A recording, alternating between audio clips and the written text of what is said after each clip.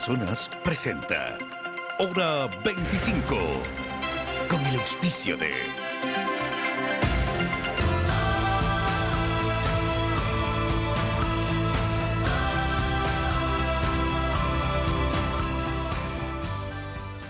Si mantienes el incremento de tu saldo hasta el 30 de noviembre, participas por un premio final de $25,000. Somos un banco con propósito. Produbanco, en pro de ti. Conocimientos y habilidades te esperan aquí en Uniandes, la universidad que forma a médicos con una nueva visión.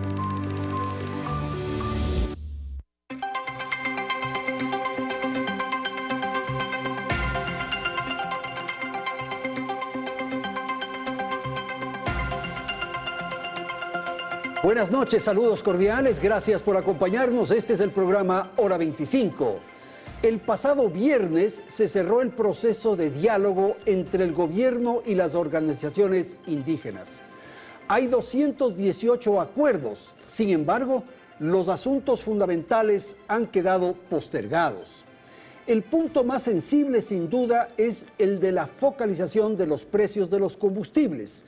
Este tema también ha quedado suspendido. Se han creado, sin embargo, los mecanismos de exclusión.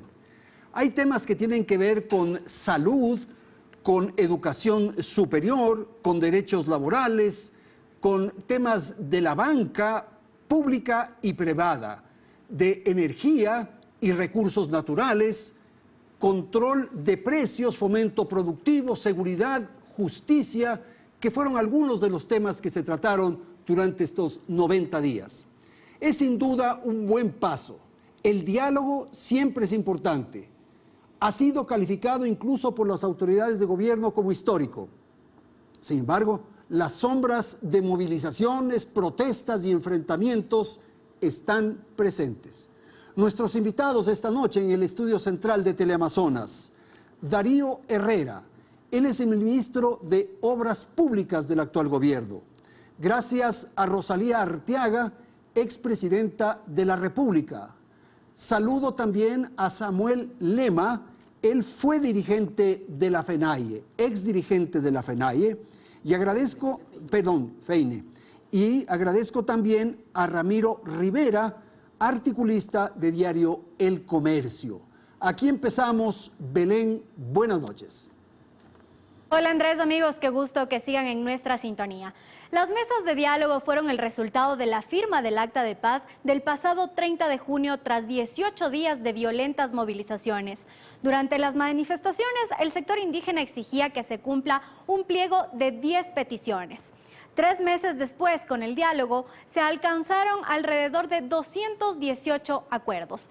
Veamos aquí solo un resumen de aquellos que son los más trascendentales de cada mesa. De las 10 mesas que se instalaron, en principio, 6 fueron las primeras en llegar a consensos. En la mesa de banca pública y privada se lograron 6 medidas de alivio financiero, entre ellas la reestructuración de créditos de $3,000 hasta $10,000, así como la condonación de créditos de hasta $3,000 para cartera irrecuperable. En la mesa de control de precios, en cambio, se alcanzaron 5 acuerdos. El principal es que el SENAE incrementará en un 10% los operativos para frenar el contrabando de los productos agrícolas. En tanto, la mesa de fomento productivo llegó a 20 consensos. Uno de los más importantes es la construcción del Programa Nacional de Agricultura Familiar Campesina. La mesa de energía y recursos naturales cerró con 10 acuerdos, entre ellos la moratoria de 1 año en 15 bloques petroleros, así como también no otorgar títulos mineros hasta no contar con normativa de consulta previa. En la mesa de derechos colectivos se consolidaron 14 acuerdos. Uno de ellos es justamente el rediseño del sistema de educación intercultural bilingüe. En la mesa de seguridad, justicia y derechos se alcanzaron 33 acuerdos. Uno de los principales es identificar a las personas afectadas por los paros de octubre 2019 y junio 2022, así como también se consensuaron varias medidas para mejorar el sistema de rehabilitación social en el país. La Mesa de Salud, por su parte, cerró con 44 coincidencias, entre ellas disminuir la brecha de profesionales de la salud en todos los niveles, y además se recalcó que el IES no se privatizará. En la Mesa de Educación Superior se acordó, por ejemplo, garantizar el mayor acceso posible a los aspirantes de pueblos y nacionalidades indígenas, pueblos afro y montubio en la asignación de cupos para las universidades públicas. La Mesa de Derechos Laborales y de Focalización del Subsidio a los Combustibles fueron dos de las más complejas. En la primera, como vimos, se alcanzaron 17 acuerdos. Entre ellos, por ejemplo, está justamente intensificar las inspectorías de trabajo para que se garanticen los derechos de los trabajadores. Lastimosamente, en el tema de focalización no se encontraron todavía las salidas para enfrentar un problema de años. Este punto vamos a analizar en el siguiente bloque. Pero después de todos estos meses de trabajo, lo importante será ahora que estos acuerdos que les hemos mencionado sean ejecutados, para lo cual ya se ha manifestado se conformará una mesa de seguimiento. Esto permitirá consolidar los lazos entre el gobierno y las organizaciones sociales, o el fantasma de las movilizaciones seguirá presente y amenazante. ¿Qué dicen nuestros invitados, Andrés? Gracias, Belén, y vamos a dar paso a Ramiro Rivera. Siempre es bueno el diálogo, siempre es conveniente buscar acuerdos, consensos. No podemos detallar cada uno de los puntos que se ha suscrito, no se los conoce todavía en detalle, pero es bueno la conversación, es bueno el diálogo. Buenas noches. Pero sin duda, Andrés, como usted lo ha dicho en la introducción, este es un país muy proclive a la bronca. Casi la gente no sale de su centímetro cuadrado. Pocos ven la visión común y el todo, de tal manera que como hecho histórico esto hay que relevarlo. El ponerse en la mesa a discutir, a buscar planteamientos comunes, a encontrar la razón en el otro es muy positivo. Me parece que también merece dar relieve la gestión de la Conferencia Episcopal Ecuatoriana.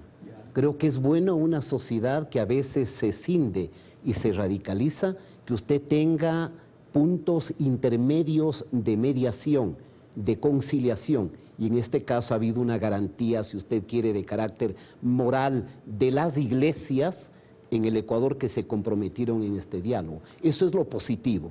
El diálogo debe ser el único camino. Gracias. La sombra es un diálogo que no ha topado todos los problemas esenciales, o la impresión que dio es que se estaba sometido al miedo, a la amenaza o a la intimidación. Lo feo, al menos mientras no se explique, es qué pasó si se va a entregar la educación intercultural con la autonomía más absoluta, sin que tenga que ver con los contenidos de un sistema democrático, son inquietudes que quedan en el ambiente. Doctora, el diálogo es positivo, resaltemos aquello, pero ¿y la imposición? A ver, el diálogo es indispensable en cualquier gobierno. Lo malo es que a veces ese diálogo está basado en que, por un lado, hay amenazas. Yo creo que, tal vez al contrario de lo que decía Ramiro, en el Ecuador sí hemos sido amigos de los consensos. Inclusive han caído gobiernos y no ha habido esa situación gravísima que hemos vivido en el año 2019 y en el 2022. Y realmente a mí me preocupa, y allí, claro, el tema de la educación sale a relucir, porque yo creo que hay que trabajar mucho y ojalá también el sector indígena acoja este tema, porque según lo que había manifestado Ramiro y de lo que yo he visto también, hay casi la creación de un ministerio dentro de otro ministerio, eso es preocupante, pero que si recogen, por ejemplo, el tema de que hay que trabajar no solamente en alfabetización general, en alfabetización digital, que es importante para cerrar la brecha, pero tenemos que trabajar indígenas y no indígenas en lo que es alfabetización ciudadana, porque un buen ciudadano no destruye la ciudad, un buen ciudadano no ataca a su vecino, un buen ciudadano piensa, sale a protestar, porque estamos en un derecho, en un país en que hay derechos, y por lo tanto existe la posibilidad de decir yo no estoy de acuerdo con esto, yo no estoy de acuerdo con lo otro, pero destruir, eso atenta contra esos principios básicos de ciudadanía. frente además a todo lo que estamos viviendo en el Ecuador, en que hay situaciones gravísimas de seguridad que nos acosan a todos. Vemos, recién acaba de fallecer la policía atacada en una comunidad, vemos que los indígenas están inseguros, que las mujeres estamos inseguras, que los ciudadanos en general. ¿Por qué no unirnos? Y para eso, para educación las causas ciudadana, nacionales. las causas nacionales. Ministro, usted participó en estos diálogos, estuvo desde el inicio prácticamente. Fue muy complicado cómo interactuaban las partes en negociación, en conversación. Muchas gracias, Andrés. En primer lugar, quiero indicarte, nuestra mesa fue la primera en instalarse. La más difícil, por cierto. Bueno, y fue que la, no tuvo y la solución, última, no tuvo y la definición. última también en cerrar en acuerdos el último día, el día viernes. Es más, quiero hacer aquí un recuento. El día jueves pasado, la mesa terminó con no acuerdo. Habrá que decir que es la de focalización de los combustibles. La focalización de combustibles, es correcto. Terminó con un no acuerdo. Las organizaciones sociales tomaron una postura de, entre los muchos acuerdos que habíamos trabajado durante los 90 días, más de 18 sesiones de trabajo, más de 150 horas de trabajo, tomaron una posición del todo o nada, es decir, o aprobamos todo o no aprobamos nada.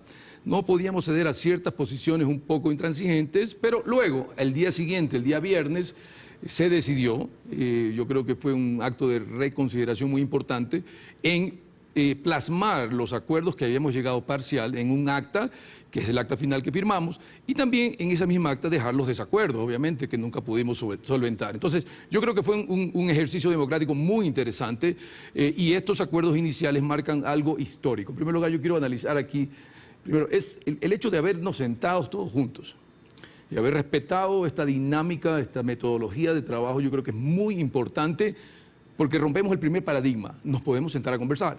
El número uno. Segundo, comenzamos a romper paradigmas sobre temas tan importantes y complicados que no han sido resueltos en 20 o 30 años, como la focalización de combustibles. Hago aquí eco de las palabras del presidente de la República sobre ese llamado a la reflexión de algo que nos cuesta a los ecuatorianos el año pasado 2.200 millones de dólares y en este año el mismo valor lo alcanzamos a junio, es decir, este año podríamos llegar a 4.000 millones de dólares en un subsidio, un costo que lo pagamos todos los ecuatorianos. Y reconocimos junto a las organizaciones sociales de que este monto lamentablemente no está beneficiando a las personas más vulnerables. Es decir, la focalización tiene que tener por lo menos un componente inicial, tiene que ser eficientemente entregado a las personas que lo necesitan. Cuando eso no sucede, tenemos un área de oportunidad. En esta mesa de diálogo de 90 días hemos empezado ese análisis con las organizaciones sociales, pero no debemos dejar atrás de que vamos a seguir trabajando con otros sectores productivos, gremiales, de la sociedad civil, etcétera, para seguir este camino en adelante en los próximos meses. Gracias, ministro. Abogado Lema, por favor, su apreciación, su lectura de estas reuniones que tuvieron, por favor. Primero, saludos fraternos Gracias. a todo el pueblo ecuatoriano, ya que 18 millones de ecuatorianos nos están mirando, y es muy importante, ¿no?, de dar a conocer, como ya lo han mencionado, el diálogo que nosotros hemos planteado dentro de la conferencia episcopal. Hemos dicho claramente, existe un acuerdo que se firmó, el Acta por la Paz, y nosotros desde el movimiento indígena hemos respetado, hemos puesto nuestro contingente, hemos puesto nuestros técnicos y ahí hemos estado, ¿no?, para construir. En este caso, el movimiento indígena, estamos acá porque nosotros también queremos construir, sacar adelante al país, queremos reactivar la economía del país. En cierta forma, nosotros que somos evangélicos a nivel del país, lo que nosotros siempre pedimos es que el señor presidente de la República del Ecuador, primero Dios, que Dios le pueda dar la sabiduría para que pueda gobernar a todo el pueblo ecuatoriano. Ustedes quedaron satisfechos, quedaron tranquilos después de estas reuniones. Bueno, nosotros queremos ser claros y sinceros, ¿no? En realidad nosotros habíamos escuchado, estuvimos ya el día viernes también en el cierre de estas mesas, en el término de estos 90 días de diálogo. Nosotros en realidad, el ministro dijo que existían algunos acuerdos y aquí está también el ministro que ya lo está mencionando. Pero yo sí quiero decir, ¿no? Existen esos acuerdos, existen estas coincidencias, pero sí quisiéramos ahora verlo en la vía práctica. Esta es la cosa. Eso es lo importante. Esa es la siguiente parte, ministro. Entonces, estimado ministro, lo que necesitamos es que puedan llegar en el tema de la focalización. Usted lo ha dicho, usted lo ha mencionado. Hemos venido desde el primer día, nos hemos sentado, estimado ministro Darío. Y usted sabe que nosotros hemos estado allí, hemos estado aportando con nuestros técnicos, pero hoy lo que necesita las comunas y comunidades, esto lo digo por mi gente, por nuestras bases que están a nivel de todo el país. Ahora, pero ¿sabe qué, abogado Lema? El ministro ha dicho hace pocos instantes que las exigencias eran extremas, o todo o nada. Bueno, nosotros en realidad lo que sí hemos dicho que debe existir una voluntad política. Y hay que ser sincero, estimado ministro. Al inicio nosotros solicitamos la documentación correspondiente, los datos reales para poder construir estas propuestas y dar una respuesta al país. En este caso, aquí está usted. No se dio esta información que requeríamos para nosotros poder construir y poder dar una respuesta también al país. Rápidamente, ministro, para responder esto y salir al siguiente tema. Voy a discrepar contigo, Samuel, y lo tratamos muchas veces, ¿no? La información fue transmitida, entregada a través de la Conferencia Episcopal Ecuatoriana en plazos. Ciertamente, mucha información teníamos que nosotros compilar, recabar de ciertas instituciones, pero entregamos absolutamente todo, ¿no? De hecho, también nosotros pedimos a las organizaciones sociales información para entender algo y también tratar de romper un paradigma importante. ¿Cómo los combustibles o el incremento del valor de los combustibles afecta a las familias indígenas en las comunidades? Y cómo también afecta a estas familias convirtiéndose en unidades productivas. Es decir, son dos escenarios diferentes. Nunca recibimos nosotros una respuesta por escrito, pero no importa. Nosotros hicimos un análisis en una de las sesiones. Yo tuve el placer de analizar la estructura de costos de 3 hectáreas de papa, del sembrío de papa, junto con el señor Leonidas Issa, para analizar el impacto del incremento de los combustibles en ese encadenamiento productivo. Y descubrimos cosas interesantes, ¿no? El transporte de los productos hacia la ciudad. Ahí hay una oportunidad. El alquiler de la hora de tractor, que se había incrementado. Y analizamos y dijimos, ¿sabes qué, Leonidas? Quizás el problema no es necesariamente el incremento del valor de los combustibles, pero sí un acto de especulación del dueño del tractor. Entonces, ahí vamos analizando ciertas cosas que nos nutren a nosotros como gobierno para poder tomar decisiones acertadas en beneficio de las comunidades. Doctora Rosalía, el ministro dijo también en la primera exposición que están abiertos al diálogo con otros sectores, los sectores productivos, en fin, porque el Ecuador es mucho más que el movimiento indígena. 10% y hay en la el mejor de los posibilidad casos. de que el gobierno se esté sometiendo al movimiento indígena. Habría esta preocupación, pero yo querría avanzar, primero reiterando el hecho de que la conferencia episcopal presidida por Monseñor Cabrera ha hecho un trabajo increíble y eso hay que relevarlo y agradecerlo como país.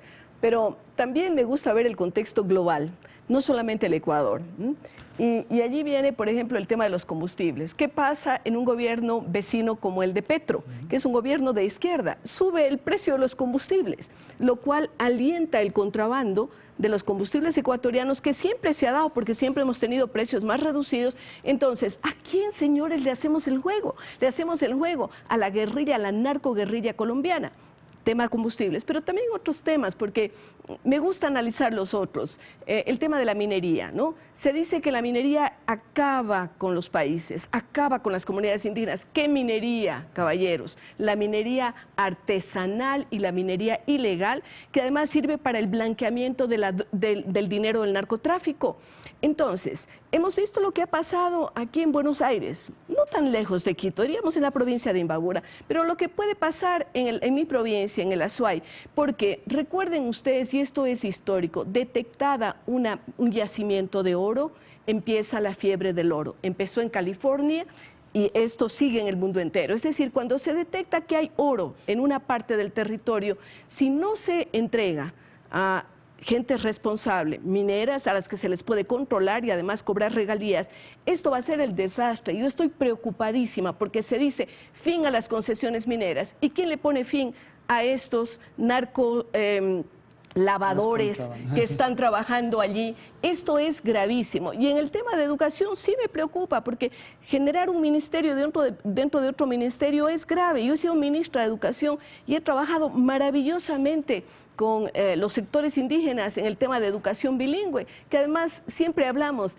el niño, la niña tienen que aprender a leer y escribir en el idioma que maman de su madre, si es el quichua, si es el shuar, si es el achuar, cualquier idioma, pero de ahí crear contenidos específicos puede darse una ideologización terriblemente preocupante para el país. Ramiro, por favor, su apreciación de lo que hemos escuchado. Bueno, no olvidemos que en el contexto este diálogo surge luego del segundo estallido. El primero del 19 se dice que al Ecuador le costó más de 800 millones. Y hoy se calcula que el último de junio le costó al Ecuador más de 2.000 millones. Entonces se da un contexto de presión, si usted quiere, de intimidación, de nervios y de tensión nacional. Hay que felicitar este diálogo, pero no solamente con una fracción de la sociedad ecuatoriana. Yo creo que las minorías necesitan protección, pero las minorías necesitan conciencia de su limitación de minoría. Y de alguna manera una sociedad democrática funciona en la medida en que en el proceso representativo la ciudadanía le dice, le elijo a fulano de tal y a su propuesta. No tendría sentido la democracia si mañana, sea quien sea el presidente, de nuevo viene la minoría y dice, no me importa lo que usted planteó, ni por qué votó el pueblo ecuatoriano, sino que esta es mi agenda. Lo toma o lo deja, todo o nada. Yo saludo, por ejemplo, la diversidad en el movimiento indígena. Creo yo, por ejemplo, que el aporte de la FEINE para el Ecuador es muy buena. Me parece que el mundo evangélico en el campo es un gran aporte para la cultura nacional. No hay alcoholismo, no hay abuso, hay más sentido de responsabilidad y eso hay que saludarlo. Y por ejemplo, las expresiones de Samuel me parecen absolutamente sensatas. Pero como en la política, también en el mundo indígena, no todos los líderes son iguales, pues. Hay un líder intransigente, hay un líder amenazante, hay un líder soberbio, hay un líder que más que dirigente social es un dirigente político. Me asustó la frase el otro día que dijo, verán que hemos arreglado y no lo hemos hecho como que queremos, insinuando de que los problemas del Ecuador tendrían que resolverse con revuelta, con violencia o con las actitudes que Rosalía criticaba con razón. Hay que saludar el diálogo. Ministro, hay que poner todo el empeño para viabilizar los acuerdos y esperemos que para todos los acuerdos haya kushki, pues no el dinero. Ese es el siguiente punto. Kushki no hay nada. Claro. Tengo que ir a una pausa. En un instante retornamos para el segundo segmento del programa para analizar el diálogo gobierno-movimientos indígenas. Ya retornamos.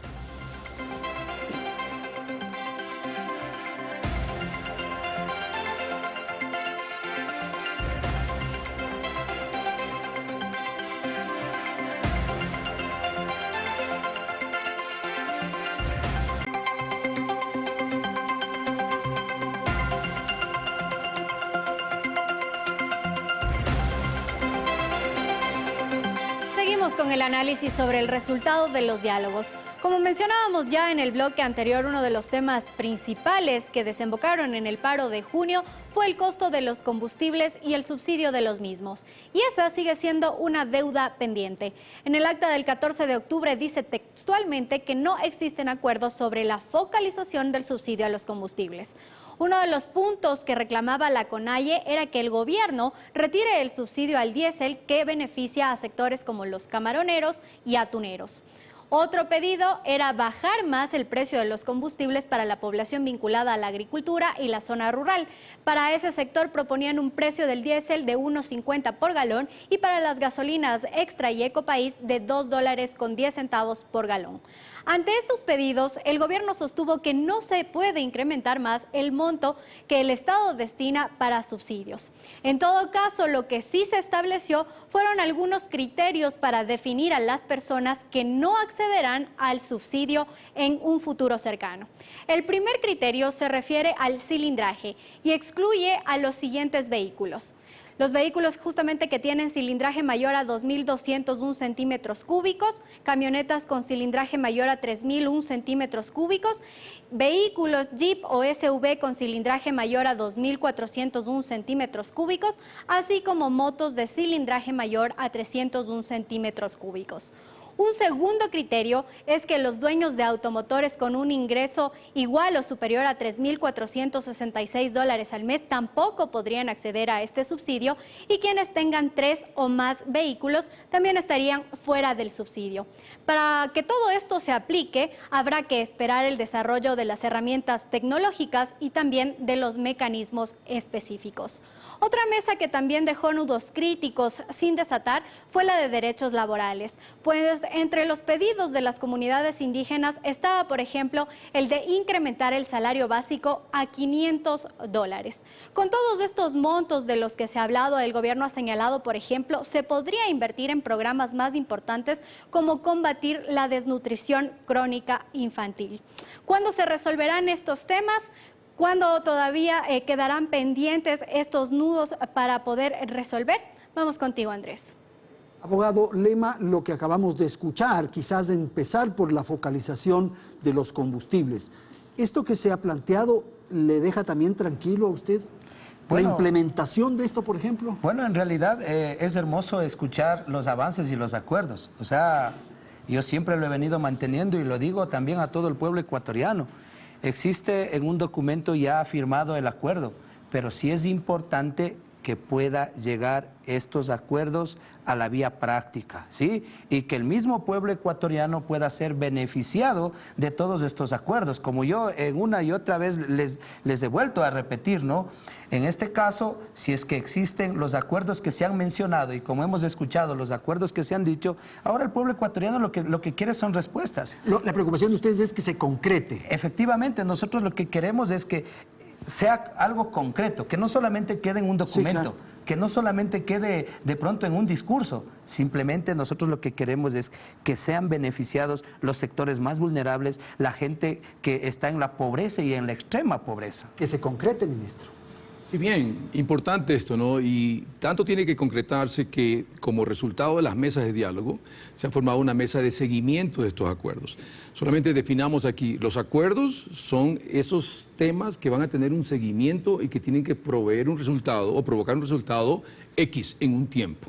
Entonces hay acuerdos que tienen un periodo de 90, 180 días y hasta un año plazo. Algunos serán un poco más complicados, como por ejemplo el tema de la focalización de combustibles, ¿ok?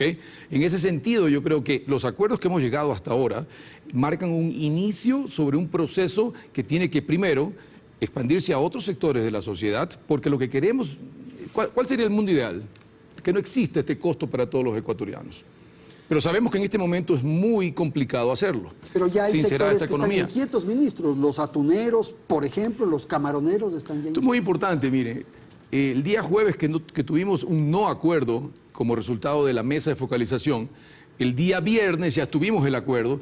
Las organizaciones sociales, especialmente la CONAIE, no la FEIN ni tampoco la FENOCIN, se centró, indicó precisamente: queremos que se libere el precio de los atuneros y de los camaroneros. Si no hacen eso, no hay nada. Entonces, ¿ellos propusieron? No, la CONAIE. Entonces, cuando dijimos nosotros, a ver, eso no nos parece una posición, primero, ajustada a la metodología sobre la cual habíamos venido trabajando durante casi 90 días.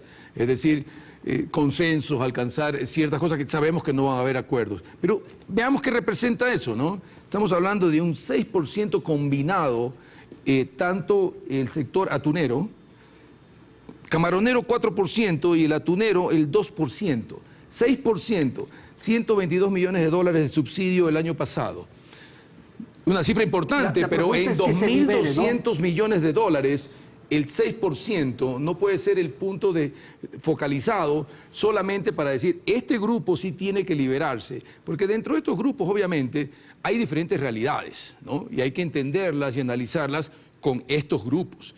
No necesariamente nosotros como gobierno, ni tampoco las organizaciones sociales, por muy respetable que sea la iniciativa, podemos tomar decisiones sobre grupos que tienen un encadenamiento productivo que generan cientos de miles de empleos. Entonces, por eso tuvimos que nosotros decir, no por ahora, esto es un punto en desacuerdo y eso lo vamos a tratar directamente con estas organizaciones. Y el costo que tiene para los transportistas, para el transporte pesado, para el transporte de pasajeros, en fin. 49% del total del subsidio, esta barra amarilla o naranja, tiene que ver con el sector automotriz.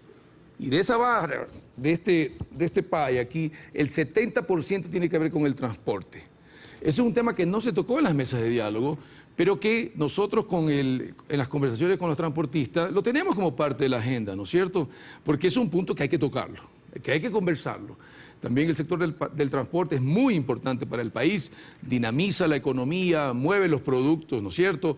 Pero tiene un subsidio muy, muy grande y hay que conversarlo con ellos y nos pondremos de acuerdo. Esto es el gobierno del encuentro, ¿no? Abrir la puerta para conversar y buscar soluciones, tal como hemos hecho con el sector indígena. Ramiro, ¿usted es optimista de que esto pueda resolverse? Fíjese, hay sectores muy poderosos, el tema camaronero, atunero, los transportistas, que son un gremio poderosísimo igualmente. Esto es parecido a lo que con frecuencia sucede en el Parlamento. No se pueden hablar, se confrontan, no se saludan, pero cuando hay que ponerse de acuerdo en determinados temas que dejan ventajas para los interlocutores, se ponen de acuerdo. Y no necesariamente en los temas que tienen que ver con el país. O sea, el Ecuador va a ser viable en 20 años o menos donde el mundo ya no dependa de energía fósil, sino de nuevas fuentes.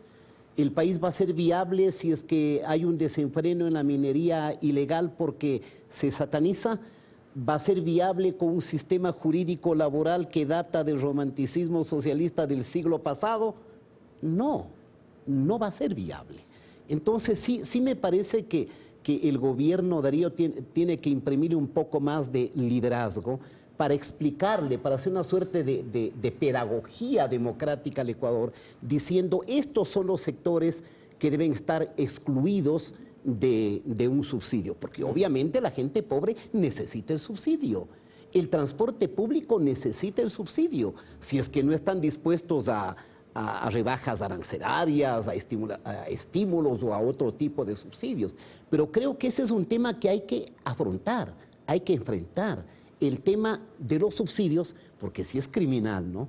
Que un país donde hay mucha gente que se muere de hambre haya un desperdicio de 4.000 millones de dólares en subsidios, que es demencial. Y hasta Petro, como lo decía usted, radical, bolivariano, revolucionario, está quitando los subsidios. El subsidio. ¿Cómo allá sí aplaudo y aquí sí condeno? Me parece que esas políticas... Ya le doy la palabra. A ver, rapidito, ministro, para explicar esto. Hago eco lo que dice Ramiro, y es que duele mucho más cuando sabemos, y lo hemos conversado y analizado con las organizaciones sociales, en este caso, de que esos 4.000 millones no benefician realmente a las personas que lo necesitan, sino que benefician a los que sí podemos pagar un poco más. Entonces, ahí viene el juego, o ahí viene la tarea que tenemos todos los ecuatorianos. Primero, reflexionar sobre esto, un punto ético. Segundo, como gobierno, liderar esta focalización acertada. Y tercero, coincido con usted, en 20, 30 años ya no hablaremos de esto aquí. Para 2030, California tendrá autos eléctricos. Yo creo que al inicio con las organizaciones sociales, una de las primeras sesiones que fue de romper estos paradigmas, hablamos de esto, dijimos, no vamos a estar hablando de esto en 20 años, ¿no? Pero hoy es un tema candente y hay que hacerlo. Doctora Rosalía, a mí lo que me preocupa es que haya una especie de fugas en el país, contrabandos internos, movimientos de unas gasolinas hacia otros sectores que se beneficien unos y otros. Porque ese es el Ecuador. Gravísimo. Y también tenemos que ver que allí hay un impacto ambiental enorme, porque de eso no se está hablando. Los subsidios finalmente están haciendo que no avancemos en la tecnologización, en el avance que deberíamos tener en nuevos aspectos, en nuevas energías más limpias de las que sí se está hablando en otros países. Y entonces la focalización, yo diría, va de retro o le pone de retro al país en este sentido, porque nos impide avanzar en este otro tipo de medidas que serían importantísimas. También cuando uno ve estas estadísticas y por otro lado sabe que 1 de cada 3 niños menores de 2 años tiene desnutrición infantil crónica, dice, por favor, allí hay que poner los recursos, hay que capacitar a las mamás, porque no se trata solamente de decir hay alimento al alcance de las personas. Agua potable, sin agua potable la desnutrición va a seguir campante. Si no tenemos el tema consolidado de la lactancia materna, que es fundamental, si es que no avanzamos en temas como el lavado de manos, cosas que tienen que ver con la educación, la vacunación, con todas las vacunas, los niños van a seguir sufriendo. Estamos perdiendo 1 de cada 3 niños en el Ecuador y lo más grave, el otro día hablaba por mi trabajo con las universidades, que en el quintil más alto de la población también hay desnutrición crónica infantil del 20%, en el quintil más alto, es decir, ni la gente que tiene más dinero sabe cómo alimentar a sus hijos. Y estamos entonces tratando estos otros temas que son cruciales, pero no tocamos los más importantes, los claves para el desarrollo del país. Estoy totalmente de acuerdo. Hay temas centrales, Ramiro, que deberían discutirse. Estos esfuerzos, estas energías, el gobierno destinando tanto funcionario para reunirse con los movimientos indígenas. Y tenemos 6 millones de ecuatorianos en el desempleo, subempleo o empleo inadecuado. Tenemos una crisis ya al frente en el seguro social, la salud que acaba de señalar Rosalía, la desnutrición crónica infantil. O sea, tenemos unos 6 u 8 temas centrales en el país. Yo creo que esta es una oportunidad, Darío, y me dirijo a usted porque es ministro de Estado y creo que usted ha hecho un buen papel, se lo ve desde afuera, gracias. Así como el aporte del mundo evangélico a este proceso de negociación. Las crisis son oportunidades, se suele decir.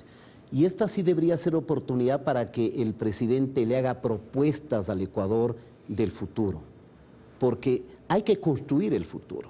El Ecuador, Andrés, es un país bloqueado, es un país en el que la gente está desencantada. Da mucha pena escuchar a jóvenes de cualquier estrato social que su sueño es irse, porque aquí no hay posibilidad, no hay empleo, y aquí hay grupos absolutamente radicales y dirigentes hiperradicales que apuestan a la violencia, que apuestan a la crisis como un instrumento no solamente de amenaza o de amedrentamiento, sino como un instrumento de promoción electoral. Y me parece que esa es la figura del señor Issa. Yo creo que hay que decirlo. Así como reconozco que hay diversidad de liderazgos en el movimiento indígena, reitero una vez más, FEINE, por ejemplo, FENOCI, donde la gente es sensata, donde la gente no está haciendo promoción política, está trabajando por los que más necesitan, por lo que ellos necesitan. Y me parece que hay que rescatar y reivindicar el Ecuador como objeto de destino común y de identidad plural y común de todos los ecuatorianos. Abogado. Bueno, efectivamente, totalmente de acuerdo, ¿no? En este caso, haciendo un breve análisis de todas estas mesas de diálogo, para nosotros es un avance, es un logro habernos sentado con el gobierno nacional, pero sí quisiéramos también llamar al presidente de la República del Ecuador, decirle el por qué él no asiste, el por qué él no nos acompaña en estas mesas de trabajo, en estas mesas de diálogo. En este sentido, sí, felicitar la gestión del ministro Jiménez, quien ha estado al frente también de estas mesas de trabajo, pero ustedes, como tienen el conocimiento, son 10 temas muy fundamentales en el tema de la focalización que hemos venido trabajando, en el tema de la banca pública y privada, en el tema de fomento productivo, en el tema minero y extractivismo. Esos temas que usted menciona se quedaron pendientes. No hay definiciones. Nosotros hemos dicho, existen algunos acuerdos. Ya. Por eso nosotros lo tenemos en la cabeza, pero nosotros hemos dicho ahora, sin embargo, nosotros ahora queremos bajar a nuestros territorios. Vamos a dar a conocer los acuerdos, ¿no? Claro. ¿Cuáles son los acuerdos para que toda la población, para que todo el sector del medio indígena, ellos puedan entender los avances que se ha llegado, los avances y lo que tampoco no se ha logrado alcanzar? Porque tampoco queremos decir que se ha llegado al 100%, no. Se ha llegado a algunos acuerdos y algunas coincidencias, pero lo que sí queremos nosotros decir al gobierno nacional, que exista la voluntad política. Si bien es cierto, ustedes mismos lo han mencionado, vivimos en una crisis económica, vivimos en una inseguridad. ¿Cómo está nuestro país? No puede ser justo que jóvenes, no solo jóvenes, personas quieren viajar hacia el extranjero, quieren irse, están con la mirada hacia los Estados Unidos, quieren irse a otros países. ¿Por qué? ¿Por qué? ¿Por qué de nuestro país? No quieren irse a Venezuela, o que quieren irse a algún lado, ¿no es cierto? Entonces, es importante entender que hoy por hoy, desde el movimiento indígena, existen ya profesionales en el área, que nosotros ahora queremos ser un aporte para la sociedad, un aporte para todo el pueblo ecuatoriano y construir y sacar adelante al país. Doctor, a mí me preocupa el Ecuador en su conjunto. Sí, ese es el tema. Y yo pensaba, concordante con lo que dice Samuel y también Ramiro, hace unas pocas semanas tuve la oportunidad de estar en Chimborazo, en una universidad, y cuando terminé mi charla les pregunté quiénes creen en el Ecuador, y había un grupo como de 200 personas. No, fue al inicio, porque después cambiaron un poquito, y 2 personas levantaron la mano. Y cuando les dije quiénes quieren irse del Ecuador, de las 200, 198 levantaron la mano. Esto me aterra, me angustia terriblemente. Pero yo creo que así como le quedan tareas al gobierno, también le quedan tareas a la dirigencia indígena. Porque eso hay que hablar, porque siempre que hay un derecho hay una responsabilidad. ¿Qué responsabilidad tiene ahora la dirigencia indígena? De comunicar de manera adecuada y veraz a todos los miembros de los sectores indígenas qué ha pasado. Porque si en unas mesas...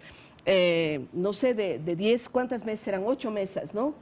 10 mesas. 10 mesas. Si en 8 de las 10 se ha conseguido acuerdos, a mí me parece que es un avance y ese avance debe comunicarse a las comunidades de forma debida y no hacer que la gente se ponga beligerante y que ya pensando otra vez en una marcha, por favor, una marcha cada 6 meses, cada año, esto le destruye al país. ¿Y quién sufre más? El sector más pobre.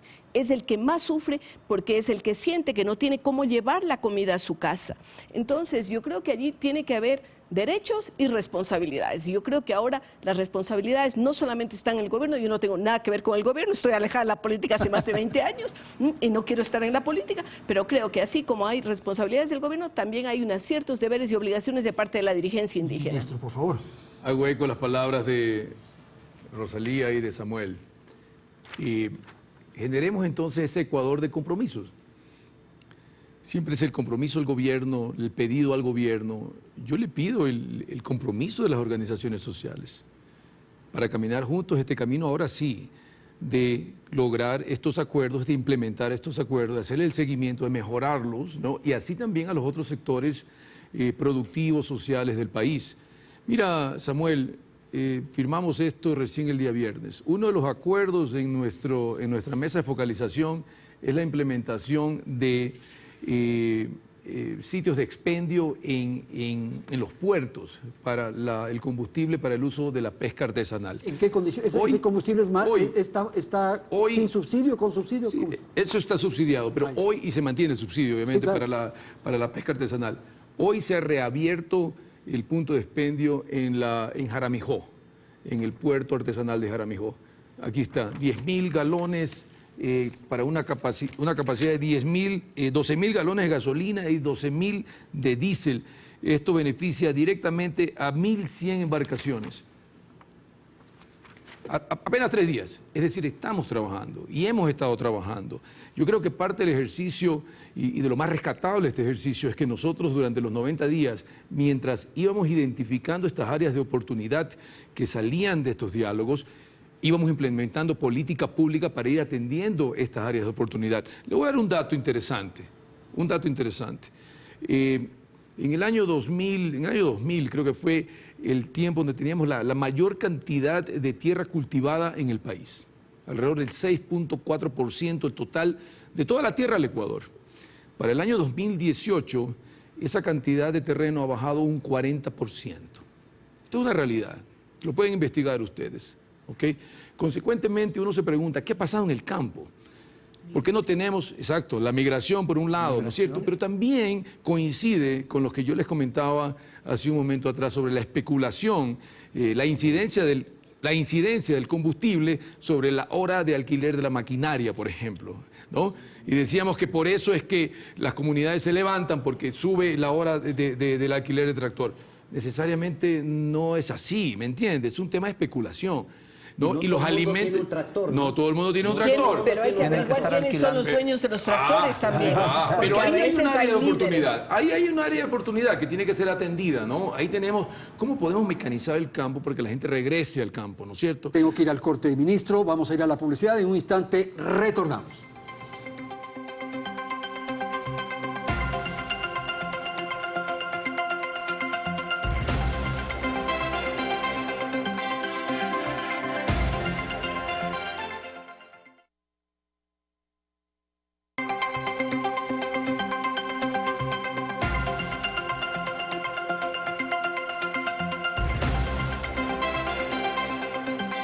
Bien, vamos a continuar. Le voy a dar la palabra a Samuel Lema para que nos comente lo que puede ocurrir hacia futuro.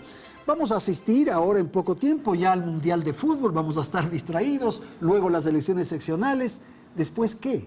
¿Hay el riesgo nuevamente de movilizaciones, de protestas, de paros, en fin? ¿Qué crees? Bueno, efectivamente nosotros siempre trabajamos de una manera orgánica como movimiento indígena. Ellos tendrán que hacer las debidas evaluaciones de acuerdo a los temas que se ha venido tratando o los acuerdos que se ha llegado a mantener, ¿no? Pero sí quisiéramos, como nosotros que somos de la fe y en el sector evangélico, nosotros siempre llamamos a la paz. Eso es lo que siempre nosotros hemos dicho, siempre a la paz, al Ecuador. Hoy nosotros queremos esta reactivación económica. Hoy nosotros queremos sacar adelante al país, pero sí nosotros queremos decir al gobierno nacional que ellos puedan también poner de su parte y su voluntad, porque el pueblo ecuatoriano, en cierta forma, la clase media hacia abajo también se siente mal, o sea, está afectada. Realmente podemos ver los sectores populares, en este caso, están siendo afectados. No puede ser. Ahí quiero aprovechar el tiempo. Se habló del control de precios, por ejemplo, en este caso. No puede ser justo, pues cuando usted va a una librería, a una tienda, ¿quién está controlando estos precios? ¿Y cómo están subiendo los precios? Entonces, si sería... Y precios de productos que ustedes los traen del campo, pues. Efectivamente, nosotros hemos visto los mismos productos nuestros, cómo están subiendo. Otra cosa que hemos visto también los productos industrializados, cómo están subiendo. Entonces, sí sería bueno decirle al señor ministro, a quienes dirigen cada una de estas carteras de Estado, que puedan poner el alto ahí, ¿no? El alto ahí, de pronto, este tema de la subida de los precios, que puedan controlar, no sé si puedan hacer algún tipo de gestión, entonces para que el pueblo ecuatoriano también pueda sentirse... Gracias. Sí, doctora Rosalía, ¿este temor de nuevas protestas? Sí, bueno, primero decir que la subida de precios es mundial, tampoco somos una isla, así que no tiene contacto con el resto del mundo. El aceite de girasol o la harina que venía de Ucrania a ciertos precios, o inclusive los fertilizantes, ¿no? Los abonos, todo esto ha subido de precio en el mundo entero. Esto es algo que creo que sí hay que insistirlo, porque a veces se cree que solamente un gobierno tiene la capacidad de solucionar todos los problemas, y eso no es cierto. Lo otro, sí me preocupa el que pueda haber nuevas manifestaciones. Ojalá todo el mundo, todo el sector indígena esté con esa capacidad de diálogo que ha demostrado el abogado Lema. Me parece que eso es valiosísimo y hay que resaltarlo. Y que todos tengamos de los diferentes sectores, porque no importa si uno no está en el gobierno, uno puede tener una opinión y puede decir las cosas que cree que están bien o que están mal, sin pensar que tenemos toda la razón, porque yo creo que el mundo es como un prisma, ¿no es cierto?, un cristal, y cada uno ve a través de un ladito, pero algunos tenemos que ver todo el prisma, de tal manera que sepamos cómo ir concertando, cómo podemos ir cediendo, porque si hay un derecho de uno, hay una responsabilidad de otro. Si hay la libertad de uno, pues no podemos ir sobre la libertad de los otros. Tenemos que trabajar mucho en ciudadanía, Andrés, y esto es algo que a mí me preocupa, y tenemos que hacerlo desde todos los sectores. La prensa también tenemos responsabilidad, trabajar en cómo educamos mejor a la gente, cómo le hacemos responsable por sus actos, por los actos de los demás, porque así podemos construir mejores sociedades, que puede ser una utopía, pero hacia esa utopía tenemos que ir. El temor de lo que pueda ocurrir si es que el gobierno no atiende, no concreta los pedidos, Ramiro, si en el transcurso de los días la efervescencia electoral, política, pueda generar dificultades en la dirigencia indígena. Yo esperaría que esto no se contamine con el factor de naturaleza política, porque primero tenemos frente las próximas elecciones del 5 de febrero y luego tenemos una agenda electoral. Es evidente desde mi punto de vista y a percepción de muchos ecuatorianos de que el señor Issa tiene un proyecto político. Y eso no está mal, pero dígase, porque yo creo que hace daño contaminar el tema político electoral con lo que debe ser un movimiento social genuino. Toda sociedad tiene diversidad y cada sector tiene legítimo derecho de expresarse. Pero así como hay un derecho a la protesta, creo que también hay una obligación de respetar las reglas. O sea, ¿a alguien le gustaría que vaya un tumulto a una comunidad indígena y destruya su infraestructura? ¿Rompa sus caminos? ¿Los agreda? No, señores. Creo que las minorías son absolutamente respetables, pero será imposible avanzar en un país si es que no respetamos las reglas y los principios. Todos estamos sometidos a la ley. a pesar que pueda haber la complicidad irresponsable de un parlamento que da perdón y olvido a delitos de naturaleza penal.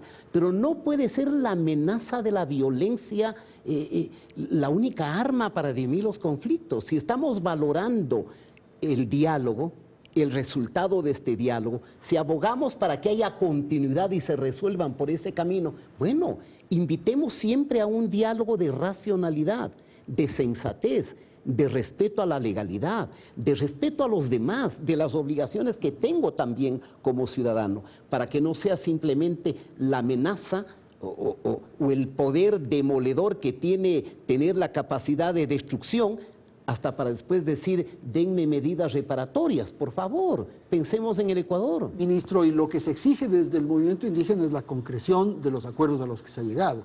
Y ahí habrá que hacer un llamado a la gestión del gobierno del presidente Lasso, la necesidad de implementar de aquello que usted nos acaba de enseñar con este sistema de distribución para la pesca, eso, implementar. Sí, no, yo creo que el gobierno nacional ya empezó desde hace mucho tiempo atrás. Como le había comentado, aquí hay prueba de lo que hemos ya avanzado solamente en este campo, pero hay otros campos que ya se avanzó.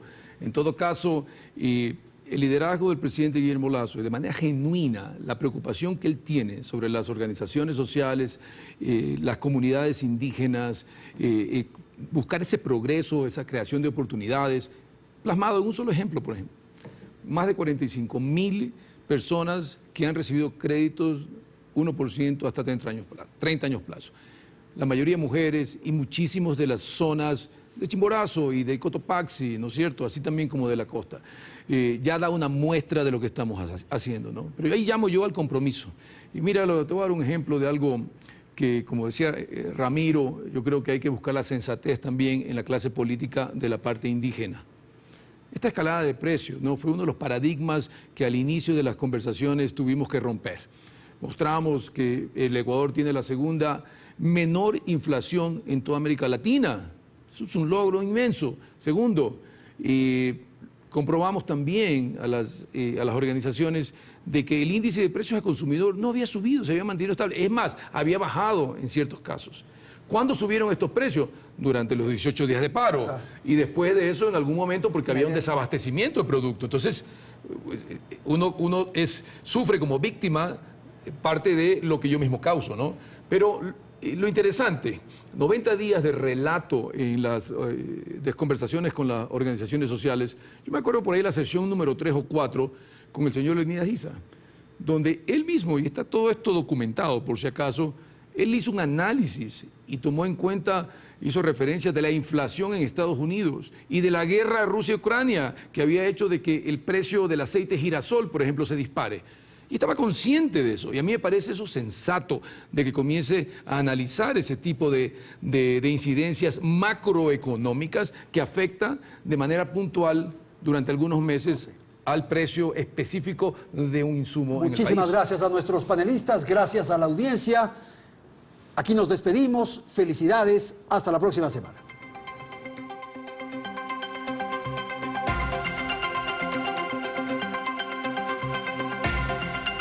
Teleamazonas presentó Hora 25 con el auspicio de